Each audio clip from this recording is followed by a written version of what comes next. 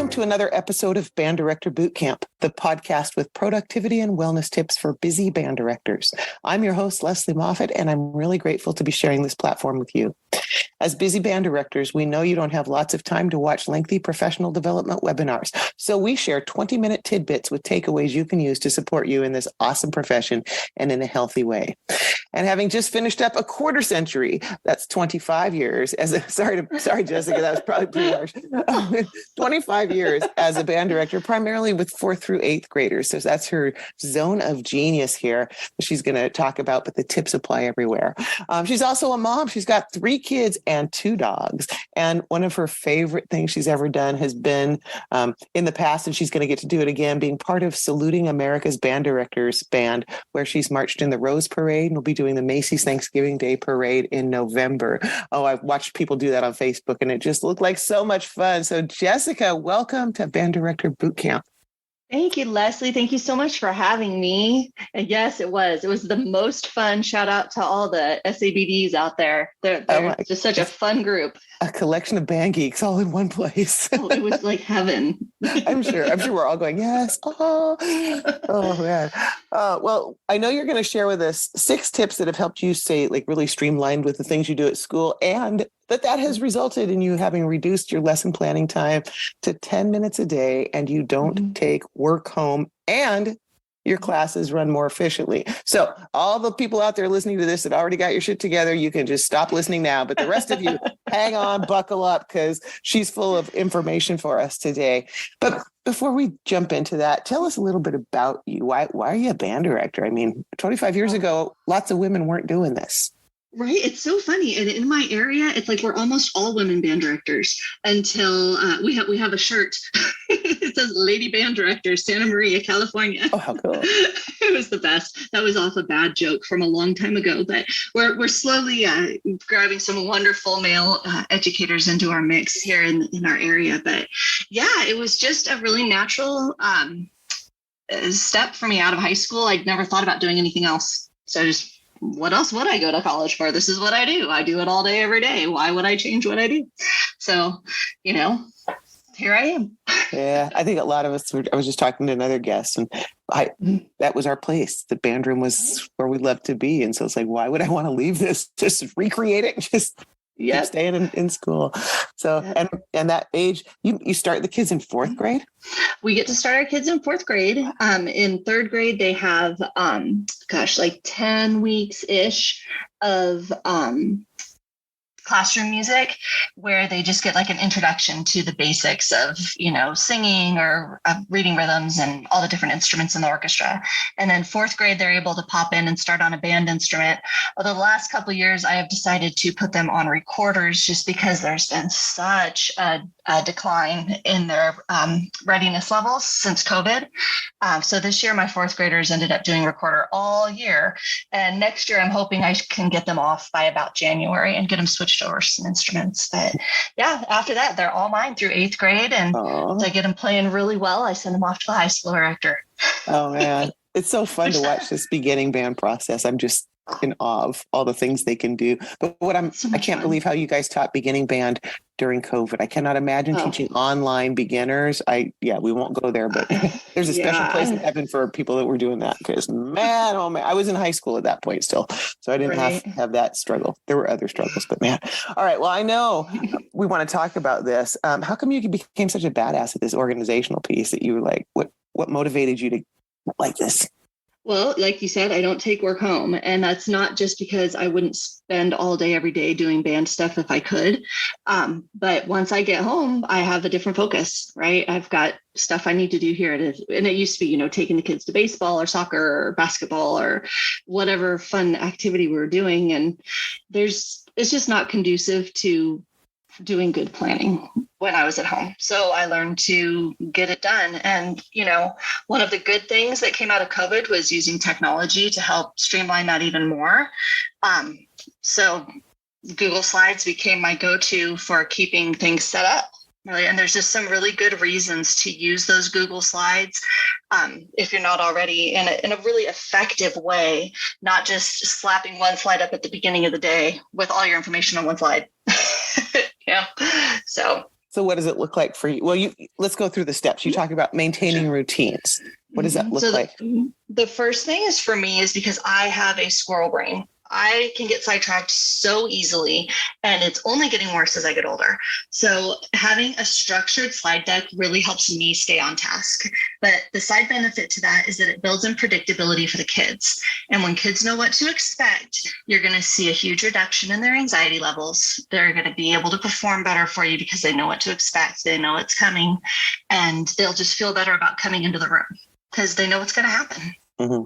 So, for sure. Yeah. They know where to look for information. All of the things. Yes. The second thing you talk about is setting clear expectations. Why does that matter?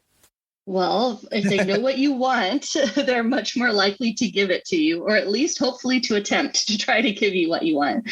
Right? But I always set up a goal for the day. It might be something overarching and, social or relational, but most of the time it's going to be something musical. And, our goal for today is to play through, the B section of whatever song, without having to stop and start over, But I also use it and all this clear expectations, it helps with your classroom management, right? So in addition to on that first slide, your overarching goal for the day, and then I have what materials have to be available on their music stand. So I try to train them to get those things out and in order before class starts. So it's just, out, like your method book, and behind your method book, you have a Swearingen piece, and behind that, you've got your, Standridge piece, and behind that, you have your sight reading, and then we're going to do sight reading because I do that digitally, but another thing that really is great to prep your kids with, especially if you're working with second language learners, are prompts for the questions you might be asking the kids during class, right? So they have some time to mentally prepare their answers before they go. That could be good for your, SPED students, for your special needs students, your high functioning anxiety students, and, any language learners. And really between all those three, it does not cover everybody in a band room. Right. Yeah. So, and then the other thing is, the less time we spend talking, the less time the kids have to get into trouble. So using those slides for announcements and assignments, and telling the kids to refer to them. And then you can always upload those slides to Google Classroom so that the kids have that in their pocket. If they missed a day, they know exactly what went on. You've just taken care of, because there will be kids gone every day, right? So, and you're always going to, what did we miss? What do we do? And now if they just know, and then they'll recognize what they've seen in the classroom so they can do it at home, even if you're not there. Exactly. I thought it's interesting. One of the other things you were mentioning as we go to the next one is humor. And you actually intentionally bring humor into this. Talk to us about why that's important. Well, the kids just relate to it so much better, right? If I know when I try to get my kids into a text thread, they never reply ever. But if I throw in a funny meme, then all of a sudden I get all these great replies back from my kids, right? So putting a funny picture in, to break the ice at the beginning of class, or a little video for a brain break or something like that. I love to use it for pencil checks, and I'll move that slide around. So that pencil check might be right up at the beginning of the class for the first, couple of weeks. And then I'll maybe skip that slide for a few days and the kids think I forgot about it. And then all of a sudden I'll drop that slide in the middle of rehearsal one day and be like, okay, where's your pencil? And the panic that ensues. It's hilarious. It's so much fun. But then also just pictures of what your expectations are. So they're getting the visual, right? It's so much faster than trying to explain it. This is what good posture looks like. This is what you need to be, how you need to be seated while you're playing. Oh gosh. And cleaning the room at the end of the room. This is what a perfect 10 room looks like. And I'll get the room all set up like the way I want it. And I'll take a picture. And then I'll take a picture of the way they left it the day before. And I'll say, can you find the differences? Yeah. Right.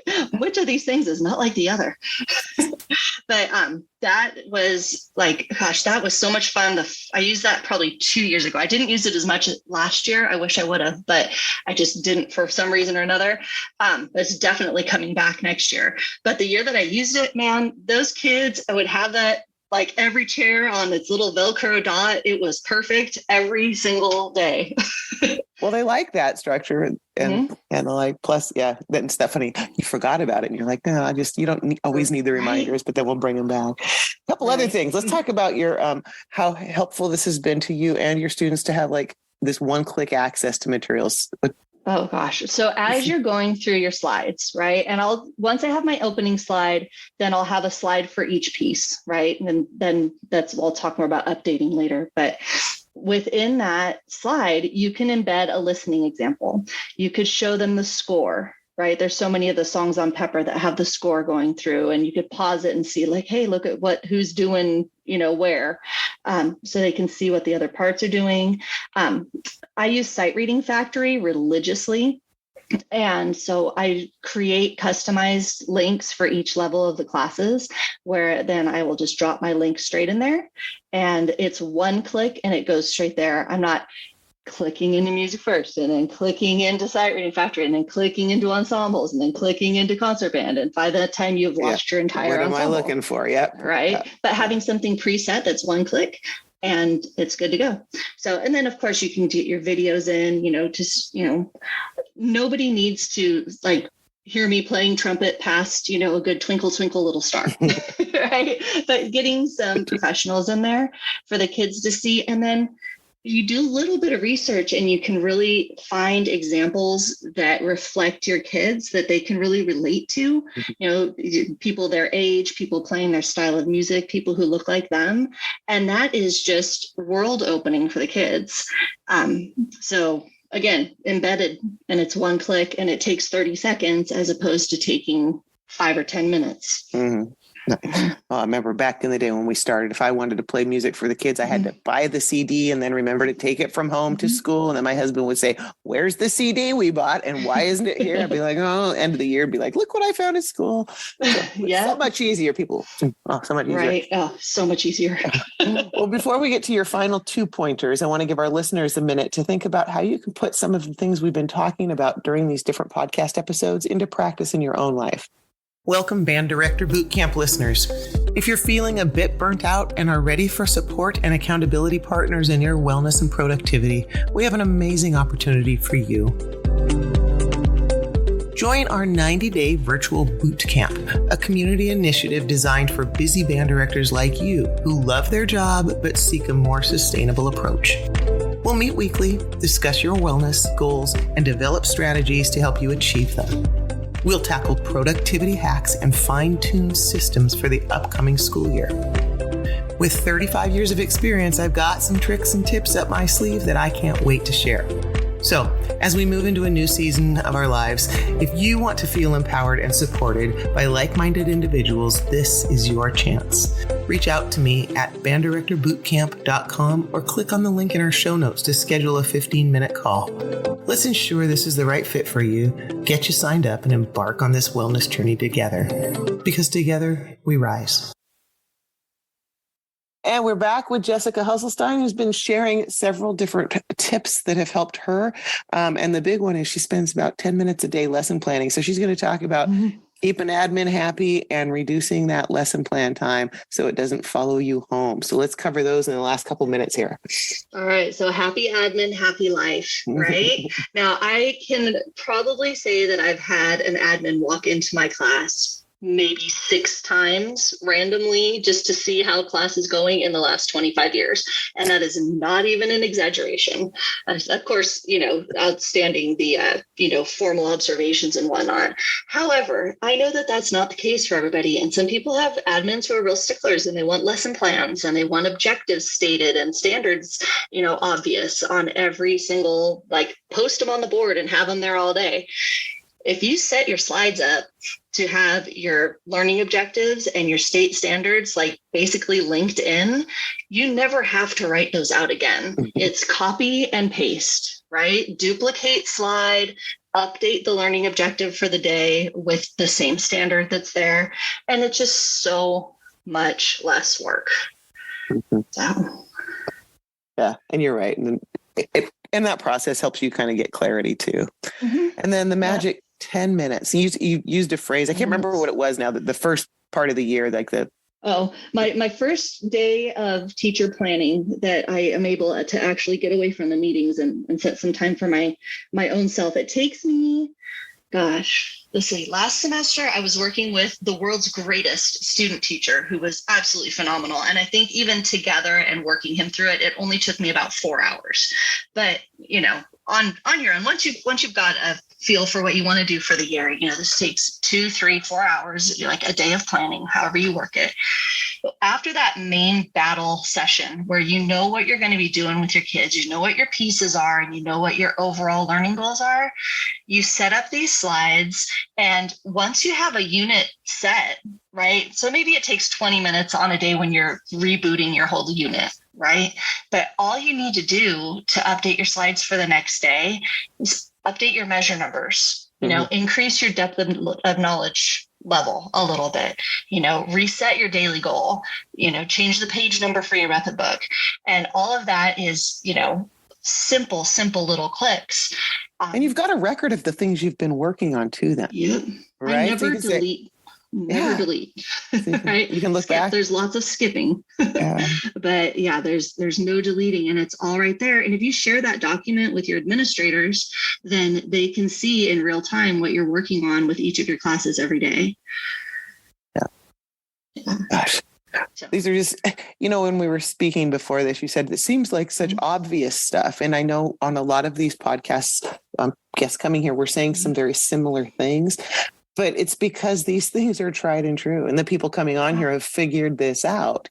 And I had people tell me lots of things for a long time in my life, and I had to figure it out for myself, And then once I did, I'm like, oh, what took me so long? If I had only practiced my scales, it would have been a lot easier to play that piece. But I wanted to jump right into the piece, and I didn't invest the time, right? Yeah. Right. So it's the same thing with teaching. It's the same thing with everything in life. It's that intentional planning, putting things together step by step. And then once you've done it, just tweak it each time afterwards. We have solved all the problems of the world for you today, right here on Band Director Bootcamp. What else do you all need? That is the way to go.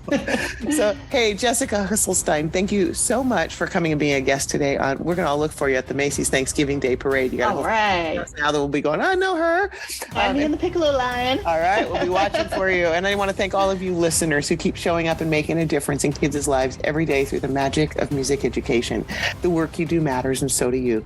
Join us next time on Band Director Bootcamp for another episode of productivity and wellness tips to make your life a little easier.